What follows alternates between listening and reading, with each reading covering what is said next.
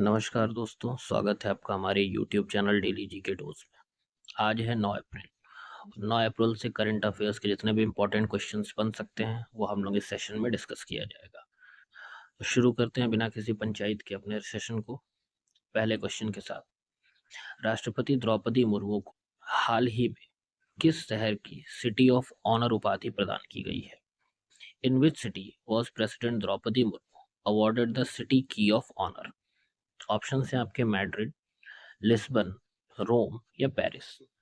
तो अभी हाल ही में राष्ट्रपति द्रौपदी मुर्मू को लिस्बन के सिटी ऑफ ऑनर उपाधि प्रदान की गई है।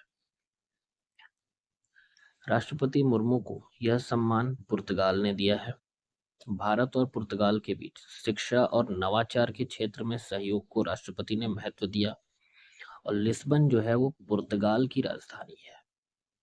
अगले सवाल पे चलते हैं। प्रधानमंत्री मुद्रा योजना PMMY की शुरुआत कब हुई थी? When was the प्रधानमंत्री मुद्रा योजना launched?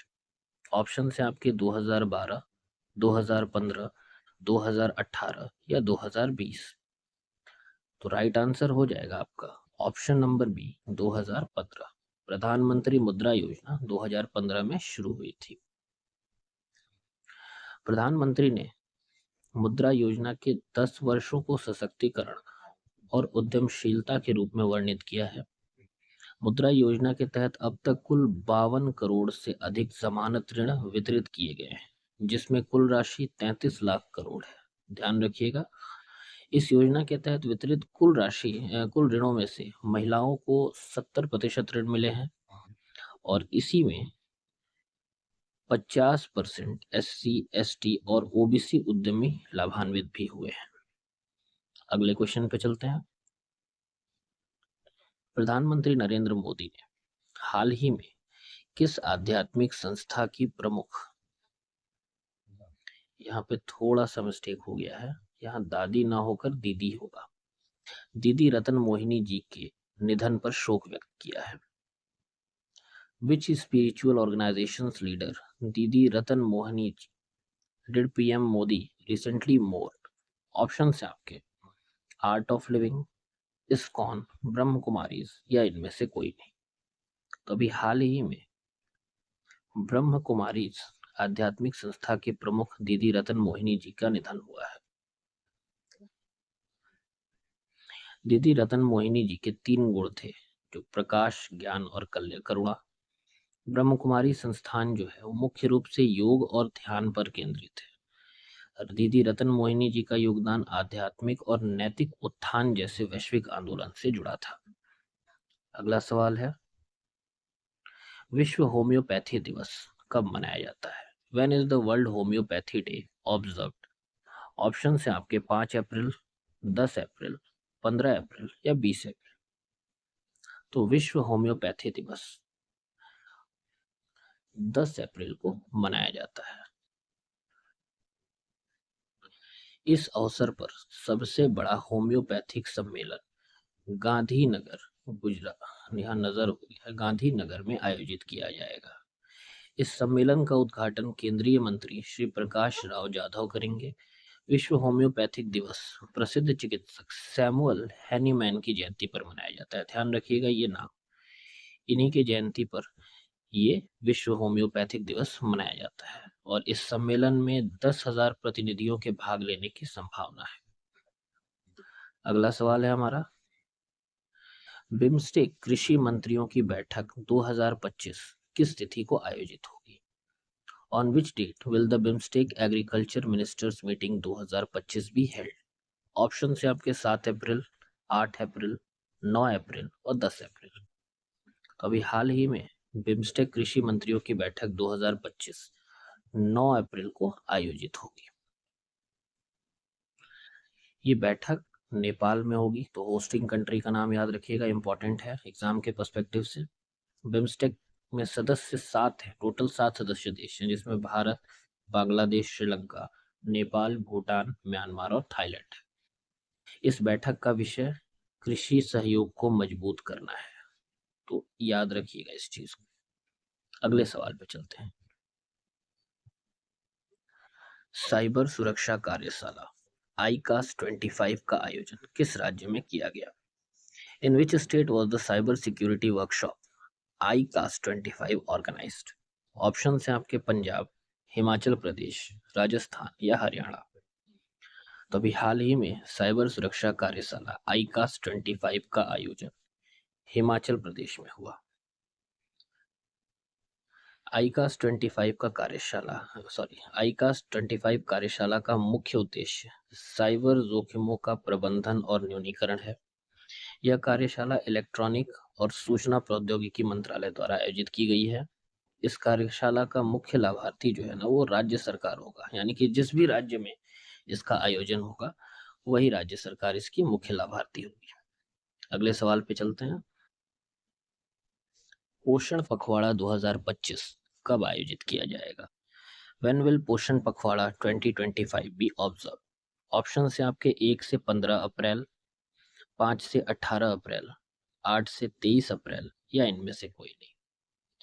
तो पोषण पखवाड़ा 2025 8 से 23 अप्रैल को आयोजित किया जाएगा। पोषण पखवाड़ा 2025 में ये 7वां संस्करण है। इसकी टैगलाइन पूर्ण पोषण की शुरुआत शुद्ध जल और स्वच्छता के साथ। इस आयोजन में महिला एवं बाल विकास मंत्रालय मुख्य भूमिका निभाएगा। इस कार्यक्रम का मुख्य फोकस बच्चों के पोषण और समग्र स्वास्थ्य के लिए स्वच्छ जल और स्वच्छता है। अगले सवाल पे चलते हैं। भारत में सहयोग प्रौद्योगिकी के लिए पारिस्थितिकी तंत्र विकसित करना विषय पर कार्यशाला कहाँ आयोजित की जा रही है? Where is the workshop on developing an assistive technology ecosystem in India being held? Option है आपके नई दिल्ली, पुणे, भोपाल या लखनऊ। तो अभी हाल ही में भारत में सहयोग प्रौद्योगिकी के लिए पारिस्थितिकी तंत्र विकसित करना इस विषय पर कार्यशाला पुणे में आयोजित की जा रही है।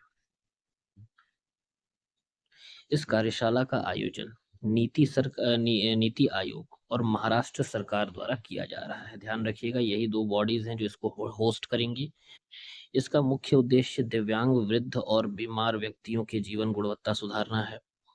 और नीति आयोग की कार्यशाला का उद्घाटन केंद्रीय सामाजिक न्याय और अधिकारिता राज्य मंत्री श्री रामदास आठवले करेंगे। नेक्स्ट क्वेश्चन है, अमेरिका ने किस देश के सभी पासपोर्ट धारकों का वीजा रद्द कर उनके प्रवेश पर प्रतिबंध लगा दिया है? Recently, the US canceled the visas of all passport holders of which country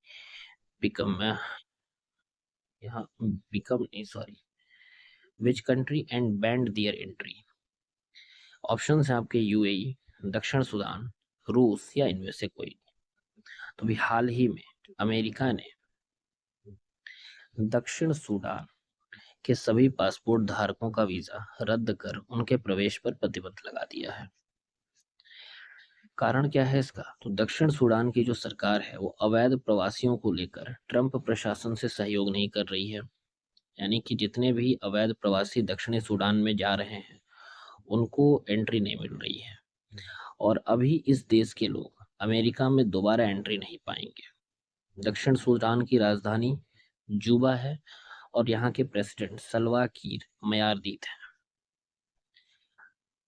अगला सवाल है हमारा, किस देश ने भारत, पाकिस्तान, बांग्लादेश सहित 14 देश पर वीजा प्रतिबंध लगा दिया? Which country has recently imposed a visa ban on 14 countries including India, Pakistan and Bangladesh? Option है आपके सऊदी अरब, इंडोनेशिया, म्यांमार और श्रीलंका। तो अभी हाल ही में सऊदी अरब ने भारत, पाकिस्तान और बांग्लादेश सहित 14 देशों पर वीजा प्रतिबंध लगा दिया है। ये कदम हज को ध्यान में रखते हुए उठाया गया है। सऊदी सरकार का यह बैन बिजनेस और फैमिली वीजा के अलावा उम्राह वीजा पर भी लागू होगा। यह बैन मध्य जून यानी इस साल का हज पूरा होने तक जारी रहेगा। सऊदी अरब की राजधानी रियाद है और सुल्तान मोहम्मद बिन सलमान अल सऊद यहाँ के सुल्तान हैं। छोटे छोटे टाइपिंग मिस्टेक्स को नज़रअंदाज करिएगा, उसके लिए माफ़ी चाहता हूँ क्योंकि मैं भी एक इंसान हूँ और गलतियाँ होती रहती हैं। कोशिश करूंगा आगे से कि ना हो, इसके लिए माफी चाहता हूँ। अगले सवाल पे बढ़ते हैं।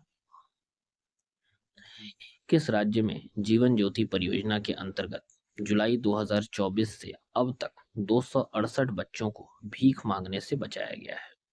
In which state 268 children have been rescued from begging under the Jeevan Jyot project since July 2024?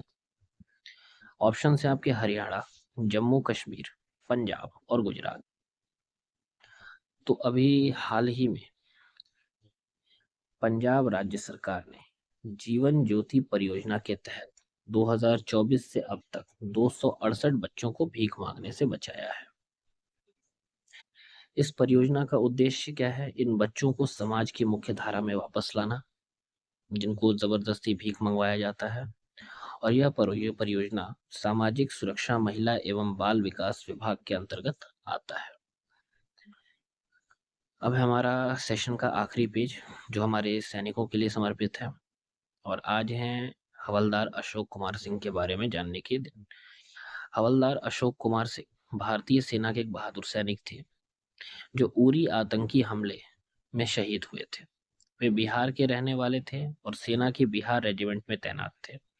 18 सितंबर 2016 को जम्मू कश्मीर के उरी सेक्टर में हुए आतंकवादी हमले में वे वीरगति को प्राप्त हुए।